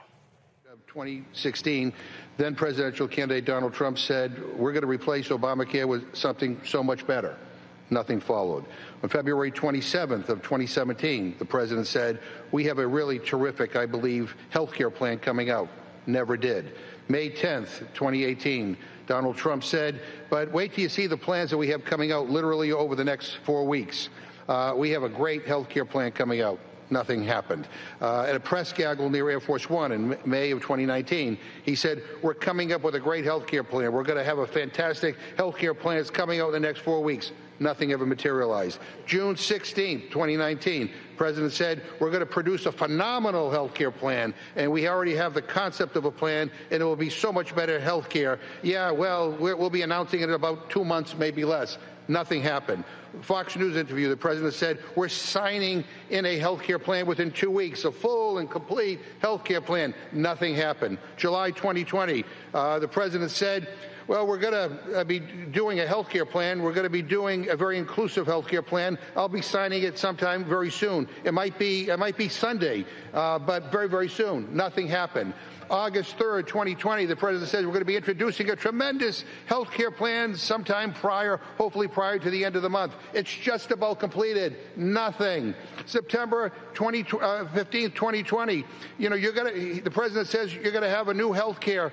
We have a whole bunch of alternatives to Obamacare that are 50% less expensive and are actually better. Nothing. Never happened. September 10th, 2024, ABC News presidential debate. He says, I have concepts of a plan. You'll be hearing about it in the not-too-distant future. Nothing happened. December 8th, 2024, he said, we have concepts of a plan that will be much better. You'll see it very soon. Produced nothing. In May of 2025, at a White House event, he says, so we're going to be maybe coming up with something. I think this gives the Republicans a chance to actually do a health care that's much better than Obamacare. Nothing. People are sick and tired of the empty rhetoric. They're sick and tired of you saying you have a plan and you never produce one. All you want to do is undermine health care for hardworking average Americans. Mr. Speaker, I yield 2 minutes to the gentlewoman from California. I think he pretty much nailed it. Congressman John Larson. For health insurance than he does for his mortgage. Let's cut right to the chase. This is about a vote. The American people, this great democracy that we live in, this once chamber that could actually discuss and debate issues, Speaker Johnson should be bringing this bill to the floor today. Do you have the courage to vote, or are you going to run and hide? You have 4 of you who stood up and said, you know what, in a democracy, this deserves a vote. Listen carefully, American people, how they decry this bill, and yet they won't even have a vote. You, Robbie, go online and... That's who they are, Zabora. Here's why these 4 cross. Because their asses are in trouble. They come from swing districts. And the bottom line is, see, let me remind people, okay, especially the people who said, Democrats should have never Democrats should have never stood their ground when it came to the government shutdown. It was going to be a failure. So let me just help some people out here. You had Democrats who were saying, let's get a 6-month or a year extension. We had Congresswoman Laura Underwood on the show, and she presented a bill that said, hey, let's extend subsidies for a year. The discharge position was 3 years. Remember, Trump last month came out and said that he was going to put forth a proposal to extend the subsidies for 3 years. They know Zabor. They do not want health care to be on the ballot in 2026 or 2028. And they're sitting here because here's the deal. White folks who vote Republican in West Virginia and Mississippi and Alabama and Idaho and Nebraska and Wisconsin and Illinois and Pennsylvania, and I can go on and on and on, they're going to lose health care. And these Republicans are like, we're going to get our asses kicked at the ballot box, and we're not going to have jobs. That's what this is all about. Of course it is. They know what's on the table. This is the concept of the plan they voted for, right? He told them, well, I have a concept of a plan. You've never had a plan. And in all of these southern states and all of these Republican states, individuals use these ACA subsidies. And without them, it's like saying, hey, let's double my rent and see what's going to happen. People can't afford to have their insurance premiums doubled. Disabled people are going to be affected. Black and brown people are going to be affected. We are disproportionately affected by this. So if you think that the individuals that are in your counties that are white, that are poor, that are middle class, that are working these jobs that have $7.25 minimum wage with no insurance can afford to be able to get their medications and the things that they need, it don't even make sense. So they know that, and they know that they are headed into 2026 where they're going to get voted up out of there. Districts are flipping. Too much is happening to where you can't keep ignoring the fact that this is a voting year, and it's going to be more people flip. It's going to be more people come on the side of, hey, what are y'all going to do? Are y'all going to vote, or are we going to bring it to a vote? Can we have a discussion about it? What are we going to do to make sure that our individuals in our communities are not lacking health care? This doesn't make sense. Oh, absolutely. And they're just sitting here going, man, we going to lose bad on this. Here's actually Mike Lawler talking about it. I am pissed for the American people. This is absolute bullshit. And it's absurd that we are in a body with 435 members. Everybody has a responsibility to serve their district, to serve their constituents. What do you say, though, to the speaker who's not going to give you a vote on this ACA extension? That's a failure of leadership. I mean, we have, members on both sides who believe this is an urgent issue, and it is for all of our members in terms of what their constituents are going to have to deal with in the start of the new year. So what's wrong with having a vote? Yeah, that's kind of what happens. And so now they are really concerned. Zabor, Donald Trump is going to speak to the nation today. I don't know what the hell he's going to talk about. I mean, I don't really give a shit. Trust me, we're not going to be carrying his dumbass address to the nation. I guess it's tomorrow night. I don't know when. I really don't care. There's nothing he can say. He's an idiot. I think the best thing that he could actually say is, I resign. That would be great. That would be the best thing he could say. What can he say? What is he going to say? That we're losing more jobs, that every time a Republican gets into office, we go into a recession? I don't know what he could be addressing right now. We're losing insurance, we're losing jobs, and you haven't even made a year yet. If you're not going to say anything besides resign, you could just keep your whole address. Yeah, so I don't really give a shit. I just really don't. All right, let me go to a break. I'll be right back. Rolling Martin Unfiltered right here on the block. This week on The Other Side of Change. Book bans, anti-intellectualism, and Trump's continued war on wisdom. This is a coordinated backlash to progress. At the end of the day, conservatives realized that they couldn't win a debate on facts. They started using our language against us, right? Remember when we were all woke and the woke movement and all that kind of stuff? Now everything is anti-woke, right? When we were talking about including diversity, equity, inclusion, and higher education, now it's anti-DEI. All this are efforts to suppress the truth because truth empowers people. You're watching The Other Side of Change, only on the Black Star Network. Next on The Black Table with me, Greg Carr. America is being reshaped in real time by a group of 6 people, unelected and without any checks and balances. By the end of the current Supreme Court session, education, the workplace, who gets to elect our leaders, and so much more could radically change. This week, we reconvene our legal roundtable and look at what the new America may look like and how we should respond. That's next on The Black Table, right here on the Black Star Network. If in this country right now, you have people get up in the morning and the only thing they can think about is how many people they can hurt, and they got the power, that's the time for mourning. For better or worse, what makes America special, it's that legal system that's supposed to protect minorities from the tyranny of the majority. We are at a point of a moral emergency. We must raise a voice of outrage. We must raise a voice of compassion. And we must raise a voice of unity. We are not in a crisis of party versus party. We are in a crisis of civilization, a human rights crisis, and a crisis of democracy itself. And guess what? You've been chosen to make sure that those that would destroy, those that would hate, don't have the final say, and they don't ultimately win. Michael McMillan, President and CEO of the Urban League of Metropolitan St. Louis, and you are watching Roland Martin Unfiltered.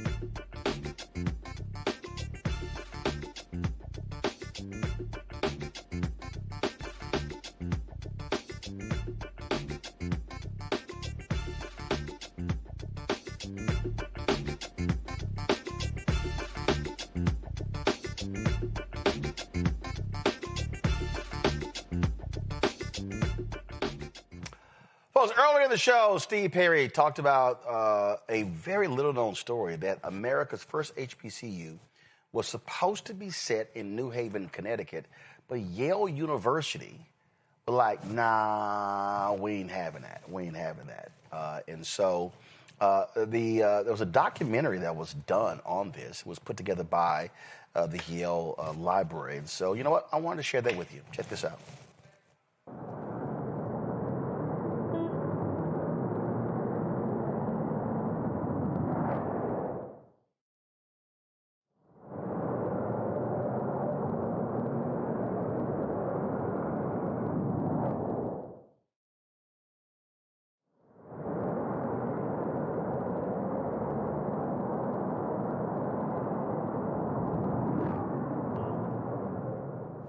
Did you know that New Haven could have been home of the nation's first HBCU? What follows is the story of a path-breaking plan for a black college in New Haven in 1831, and of the opposition that stopped it from happening.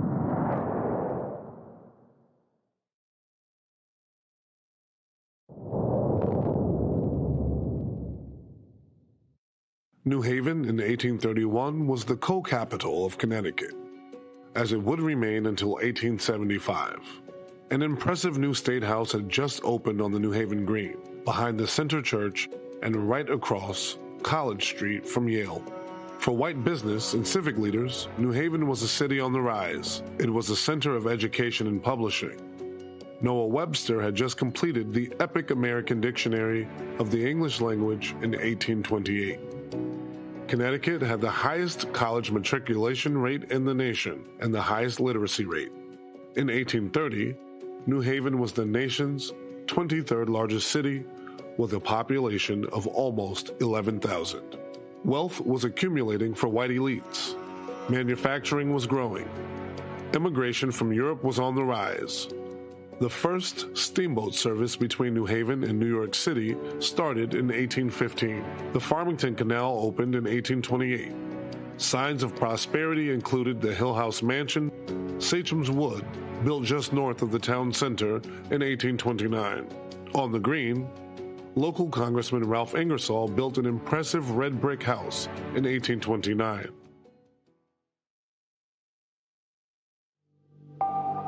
Slavery, though not widespread, remained legal. Connecticut was the last state in New England to formally abolish slavery in 1848. New Haven was home to nearly 600 free black people and 4 enslaved people in 1830. Free black people still faced severe restrictions on their liberty. Black men were barred from voting. Economic and educational opportunities for black people were extremely limited. At the same time, black women and men were organizing churches and building community institutions, creating their own spaces of liberation. Meanwhile, by 1830, Yale was the nation's largest college. Yale had 469 total students enrolled, male, Protestant, and of European descent. This was the setting in New Haven at the time when a bold proposal was made. to create the nation's first college for black men. Why did this happen in 1831? And why New Haven? 1831 was the dawn of the abolition movement. The previous year, in September 1830, black leaders from throughout the antebellum North had gathered at Mother Bethel AME Church in Philadelphia. That convention was the meeting that launched a movement, the abolition movement, the movement for black freedom. Bishop Richard Allen gave the main address at his church at that 1830 convention. Delegates included New Haven's Scipio Augustus. This black freedom movement had a few white allies, including New Haven's Simeon Jocelyn and his Boston friend, William Lloyd Garrison, who began publishing the abolitionist newspaper, The Liberator, in 1831. New Haven black leaders John Creed and J.L. Cross became agents for the Liberator that year. Augustus and Creed were leaders in New Haven's newly organized Black Congregational Church, formerly known as the African Ecclesiastical Society and officially known as the Temple Street Congregational Church. They had established the church beginning in 1820. Other early leaders included Prince Cooper, Prince Duplex, William Lanson, and Bias Stanley. These black founders had called Simeon Jocelyn, a white pastor and abolitionist, as their minister beginning in 1824. On May 28, 1831, Jocelyn wrote to Garrison about an idea to establish a college for young black men. Jocelyn told Garrison that he had met with the Reverend Peter Williams, a black leader in New York, about a mutual interest in education. Williams and Jocelyn decided to merge their interest for a new college. This would connect the mechanic arts and some degree of agriculture and horticulture, as well as be connected with many useful pursuits, and with the advantages of domestic and social life, as would prepare the young men for active life and to aid their brethren in other places in all those things which make men happy and which give them as individuals and as communities influence in the world. Jocelyn stated that Arthur Tappan, a New York philanthropist and abolitionist who had a second home in New Haven, supported the plan and had committed $1,000. He noted that a site had been chosen in the southern section of New Haven. A newspaper notice later in 1831 reports the extensive establishment in New Haven, formerly known as the Steamboat Hotel, and laterally as Dwight's Gymnasium or Gymnasium for Boys, has been purchased by a Mr. Jocelyn and is to be converted into a college for blacks. This means that the site for the college would have been on Water Street between East and Wallace Streets, an intersection that sits now underneath the junction of two major highways, I-91 and I-95. Jocelyn asked Garrison to accompany him and Arthur Tappan to present the whole plan at the Convention of the People of Color, who meet the week after next in Philadelphia. Jocelyn, Tappan, and Garrison went to the first annual convention of the People of Color at Philadelphia's Wesley Church. As recorded in the proceedings of the 1831 convention, they made a presentation to the delegates, the leadership of the black community in the antebellum North, and there was agreement to organize the college. The proceedings record why New Haven was proposed as the site for the nation's first black college. First, the site is healthy and beautiful. Second, its inhabitants are friendly, pious, generous, and humane. Third, its laws are salutary and protect all without regard to complexion. Fourth, boarding is cheap and provisions are good.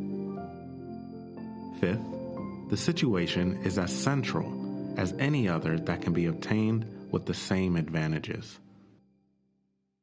The sixth reason is New Haven carries on an extensive West Indian trade, and with abolition of the slave trade and growing free black communities in the Caribbean that many of the wealthy colored residents in the islands would no doubt send their sons there to this new college to be educated, and thus a fresh tie of friendship would be formed, which might be productive of much real good in the end.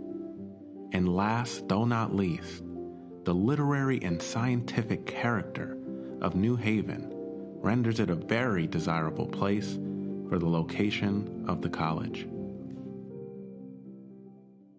This alliance in 1831 between black leaders and white allies to establish a black college in New Haven marked a truly revolutionary turn in the history of race relations in the United States.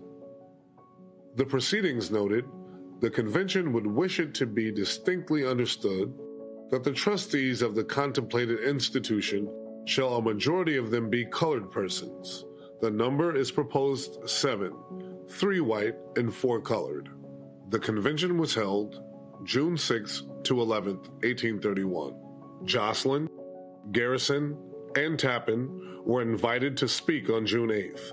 The delegates endorsed the proposed college and identified agents to lead the fundraising, with the Reverend Samuel Cornish as general agent and Tappan as treasurer.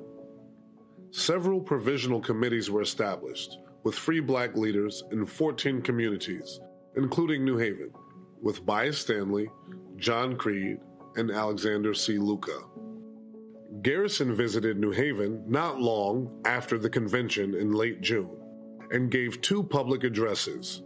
He would speak and write about the college proposal in the following weeks and months, including pieces circulated through The Liberator. The proposal was noted in the July 30th, 1831 edition of the New York Evangelist newspaper, which described the work of black leaders and philanthropic white allies to establish a college at New Haven, with $10,000 to be raised among white donors and $10,000 from black donors. The newspaper said, "The idea is a good one. We wish success to the undertaking with all our heart." On September 5th, 1831, the Provisional Committee of Philadelphia published an appeal to the benevolent in that city's Chronicle newspaper, outlining plans for the black college in New Haven. Back in New Haven, Simeon Jocelyn gave an address on Wednesday, September 7th, 1831, at the Third Congregational Church on the subject of the moral, intellectual, and civil improvement of the people of color in the United States. No doubt, he promoted plans for the new black college as he discussed abolition and anti-slavery efforts. Around the same time, on September the 6th, the first notice appeared in New Haven newspapers of the insurrection in Virginia known as Nat Turner's Rebellion. One paper noticed, quote, "The insurrection in Virginia appears to have been very easily suppressed." Many historians cite the news of Nat Turner's rebellion as a factor in the reaction by whites to the college in New Haven in the following days. The day after Jocelyn's address, on Thursday, September 8th, New Haven Mayor Dennis Kimberly, a graduate of Yale, gave notice of an extraordinary meeting of the freedmen, i.e. the white property owners, for 2 days later on Saturday, September 10th. To either of the sheriffs of the city of New Haven, greeting. You are hereby required to warn the freemen of said city to meet at the city hall in said city on Saturday, the 10th day of September, 1831, at 2 o'clock in the afternoon, to take into consideration a scheme said to be in progress for the establishment in this city of a college for the education of colored youth, and to adopt such measures as may be deemed expedient relative to the same, and to do any other business proper for said meeting. Hereof fail not, and do return make. Given under my hand by advice of the aldermen in the city of New Haven this 8th day of September, 1831, Dennis Kimberly, Mayor. Juxtaposed to the notice by the mayor about the meeting on the black college, there's another notice, just underneath, of the preliminary meeting of the alumni of Yale College to be held a few days after the Saturday town meeting on Tuesday, September 13th. The Saturday, September 10th meeting was held in the State House, the co-capitol building that had just opened that year, which had a space for town hall meetings. A contemporary account describes that intense afternoon. Quote, "So great was the interest to hear the discussion that notwithstanding the excessive heat and the almost irrespirable atmosphere of the room, the hall was crowded throughout the afternoon. Hundreds and hundreds and hundreds of white men packed into a 3,000 square foot room in the State House on a hot Saturday afternoon. The meeting voted 700 against the college and only 4 in favor. Its inhabitants are friendly, pious, generous, and humane. The reports in the newspaper note that the meeting was addressed against the college by 4 people: Isaac Townsend, Ralph Ingersoll, Nathan Smith, and David Daggett. Only Simeon Jocelyn spoke in favor. On the table were resolutions put forward by a committee that Dennis Kimberly, the mayor, had appointed. It had 10 people, at least 6 of whom were Yale alums: Simeon Baldwin, William Bristol, Samuel Hitchcock, Ralph Ingersoll, Augustus Street, and Isaac Townsend. They were top figures of civic, legal, and political leadership. Ingersoll was the congressman, Baldwin had been mayor of New Haven, and Hitchcock was a leading lawyer. Of the 4 who spoke against the college, David Daggett was at the time Associate Justice of Connecticut Superior Court. The next year, he would be Chief Justice of Connecticut Supreme Court. He was, along with Hitchcock, a founder of the Yale Law School. Their resolutions had 2 parts. The first began, quote, "The immediate emancipation of slaves in disregard of the civil institutions of the states in which they belong, and as auxiliary thereto the contemporaneous founding of a college for educating colored people, is an unwarrantable and dangerous interference with the internal concerns of other states and ought to be discouraged." In other words, New Haven's leadership voted 700 to 4 in support of maintaining slavery in the nation. The second part of the resolution said, Yale College, the institutions for the education of females, and the other schools already existing in this city are important to the community and the general interests of science, and as such have been deservedly patronized by the public. And the establishment of a college in the same place to educate the colored population is incompatible with the prosperity, if not the existence, of the present institutions of learning, and will be destructive of the best interests of the city. We will resist the establishment of the proposed college in this place by every lawful means. In other words, the new black college would be a threat to Yale and other schools in town. The white supremacist sentiments in New Haven are well documented in contemporary newspaper accounts, as are its ties to the South. One paper wrote, "Here we have Yale College, among the highest ornaments of which are sons of Southern planters. We have several most respectable institutions for the instruction of young ladies, some of whom are from the South. There is no other town or city that would suffer as much if such a college, a black college, were built." Another New Haven paper said, "The establishment of a college here would ring throughout the land a summons that would hurry in the blacks as bees to a hive. It would communicate to the world the impression that New Haven was overrun with a vicious population, for throughout the United States, vice is uniformly associated with a large colored population." On Saturday, September 10th, white New Haven voted down a new black college. Just a few days later, it would celebrate its existing college. The town meeting was not the final impact of the black college decision. The town meeting on Saturday, September 10th, 1831, and the massive opposition to the college fueled white rage that continued in the weeks afterward. Riotous spirit and riotous action were documented in the papers of the time. The Liberator in October has an article about riots at New Haven.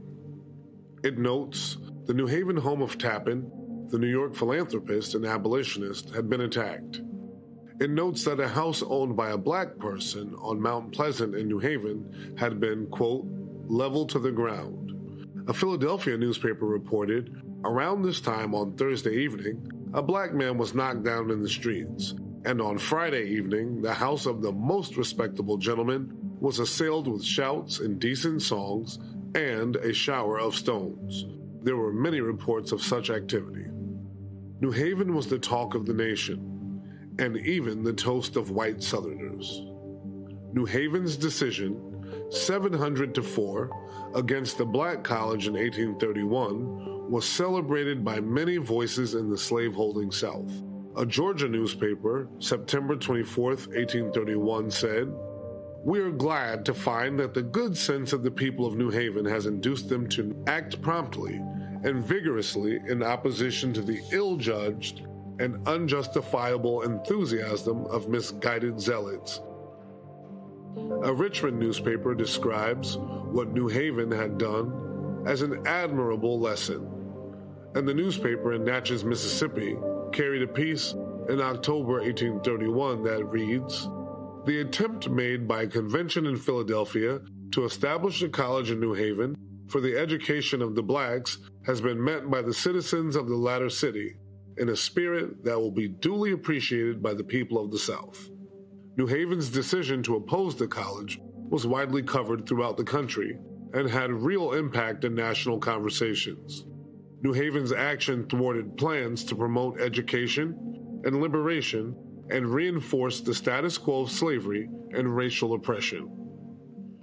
Garrison responded in poetry to what he called, quote, "the disgraceful proceedings," end quote, with lines that began, "New Haven, thou hast rashly done a deed, which shrouds thy glory in a black eclipse."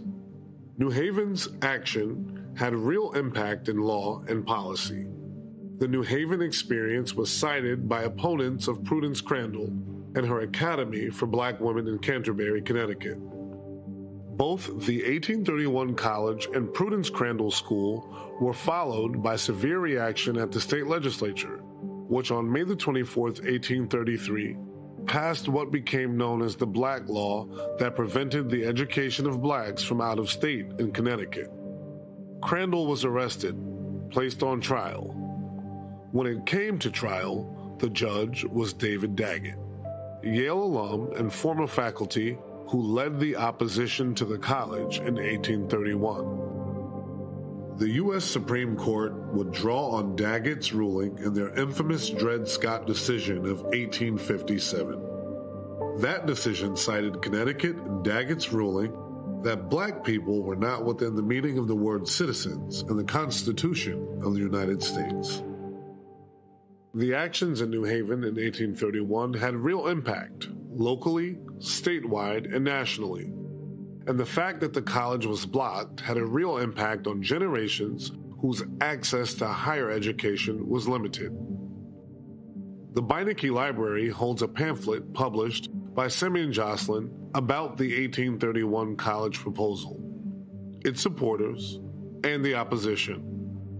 Jocelyn compiled it at the request of the Superintending Committee of Free Black New York leaders, including the Reverend Peter Williams, Thomas Downing, Peter Vogelsang, Boston Cromwell, and Philip A. Bell.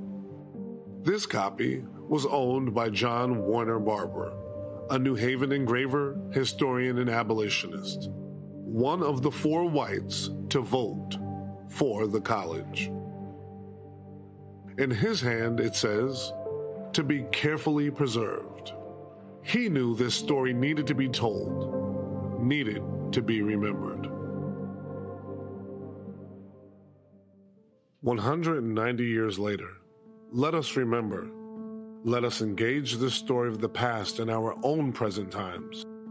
Let us make sure that the story shows what happened and why it is not forgotten. And more than that, let us consider what the Black College would have meant for New Haven and the nation. As you pass through the intersection of I-91 and I-95, think about the proposed Black College of 1831 and consider, what could have been.